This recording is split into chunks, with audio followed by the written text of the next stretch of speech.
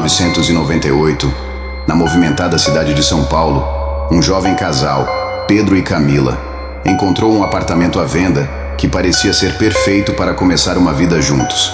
O apartamento 203, localizado em um prédio antigo, tinha um charme peculiar. Mas desde a primeira noite, algo parecia estar errado. No início, os ruídos eram sutis, passos arrastados no corredor, como se alguém caminhasse sem pressa pelo carpete gasto. Pedro pensou que fosse apenas o som dos vizinhos, mas Camila começou a acordar no meio da noite, sentindo que não estavam sozinhos no apartamento. Ela ouvia murmúrios indistintos e via sombras se movendo rapidamente pela periferia de seu campo de visão. Uma noite, Camila acordou repentinamente com a sensação de estar sendo observada. A luz da lua filtrava pelas cortinas entreabertas, iluminando parcialmente o quarto. Ela virou-se lentamente para o lado de Pedro e viu uma figura escura parada ao pé da cama. Era uma sombra densa e imprecisa, com olhos brilhando na escuridão como duas brasas ardentes. Camila soltou um grito sufocado, acordando Pedro. No momento em que ele acendeu a luz do abajur, a figura desapareceu sem deixar vestígios. Eles revistaram o apartamento, mas não encontraram nada fora do lugar. A partir daquele momento, ambos sentiram uma presença constante e opressiva no apartamento 203. Com o passar das semanas, as atividades paranormais se intensificaram. Eles ouviam risadas abafadas ecoando pelo corredor vazio durante a madrugada, e objetos inexplicavelmente se moviam de lugar. Camila começou a acordar com arranhões leves em seus braços, como se tivesse sido tocada por mãos invisíveis durante o sono. Decididos a descobrir a verdade por trás dos acontecimentos perturbadores, Pedro e Camila investigaram a história do prédio. Descobriram que o antigo morador do apartamento 203, um homem solitário e recluso, desapareceu misteriosamente alguns anos antes. A polícia nunca encontrou seu corpo, apenas alguns pertences pessoais deixados para trás. Convencidos de que o espírito do antigo morador ainda habitava o apartamento, Pedro e Camila decidiram deixar o local. Mas antes de saírem, realizaram um último ritual de limpeza, na esperança de afastar qualquer presença maligna. Mesmo assim, eles ainda ouvem histórias sobre o apartamento 203, onde novos moradores relatam experiências semelhantes de atividade paranormal inexplicável. O mistério do apartamento 203 continua a intrigar e assombrar aqueles que se aventuram a morar lá. A verdade por trás dos eventos sobrenaturais permanece um enigma, lembrando a todos que nem sempre estamos sozinhos, mesmo em nossos próprios lares.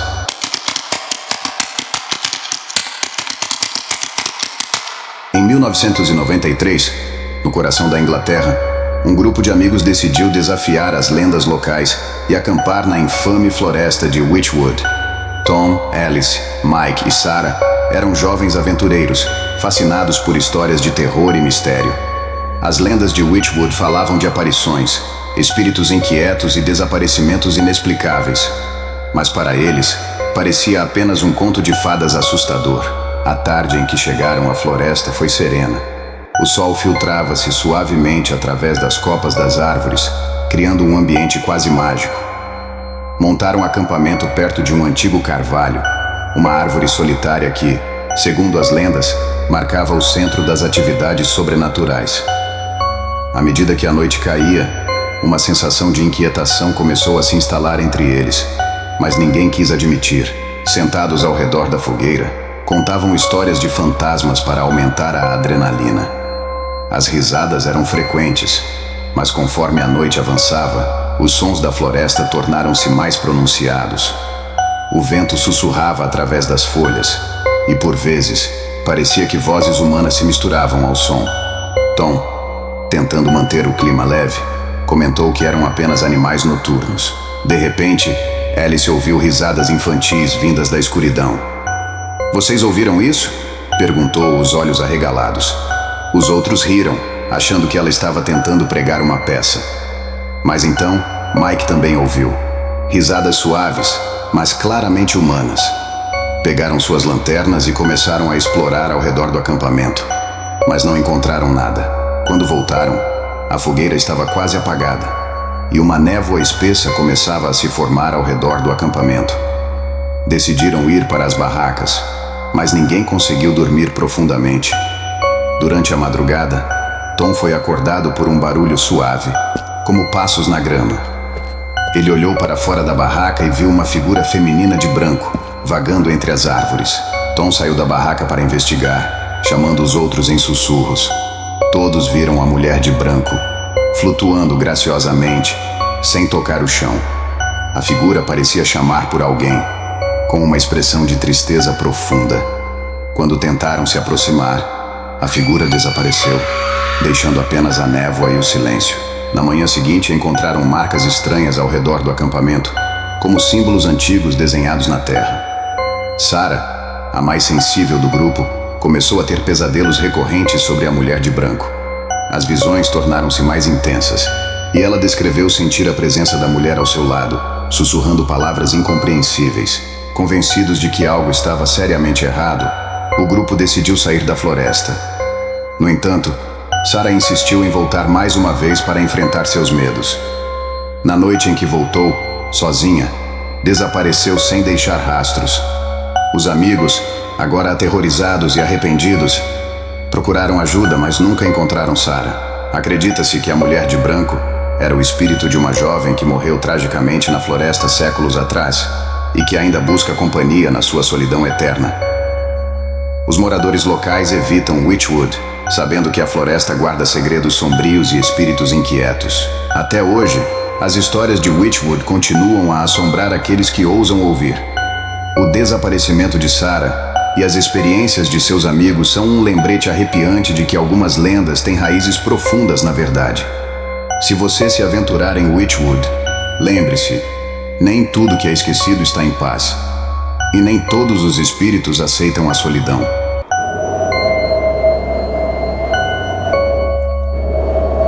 Em 1997, na cidade decadente de Detroit, um grupo de exploradores urbanos decidiu aventurar-se nas profundezas do infame hospital abandonado de Brookside. Jenna, Rick, Marco e Lisa eram amigos inseparáveis, unidos por uma paixão pelo desconhecido e um desejo ardente de desvendar os mistérios dos locais abandonados. Brookside, outrora um hospital movimentado, fora fechado abruptamente na década de 70, envolto em rumores de práticas médicas nefastas e eventos inexplicáveis.